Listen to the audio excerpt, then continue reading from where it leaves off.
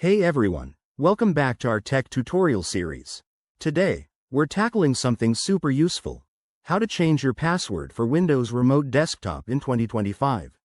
Whether you're beefing up security at work or just keeping your personal setup safe, this quick guide will have you sorted in no time. Let's dive right in. First things first, make sure you're logged into the Windows machine you want to access via Remote Desktop. This process involves changing the password for the user account that connects remotely, so you'll need administrative access. Start by opening the Settings app on your Windows device. You can do this by clicking the Start button and searching for Settings, or just pressing Windows+I on your keyboard. Once you're in Settings, navigate to the Accounts section. Here, you'll see options for your user profile.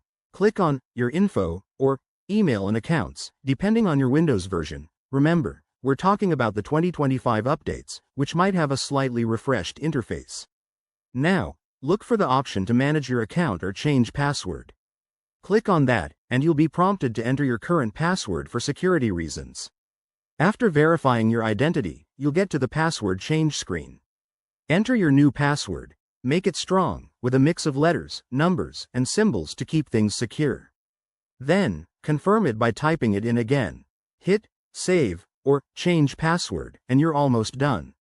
Windows will apply the changes, and your new password will be active for remote desktop connections.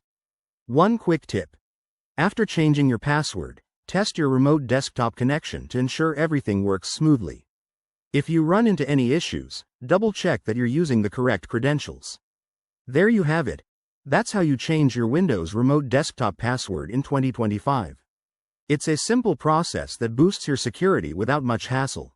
If you found this helpful, give it a like, subscribe for more tech tips, and hit the bell icon so you never miss an update. Thanks for watching, and I'll see you in the next video.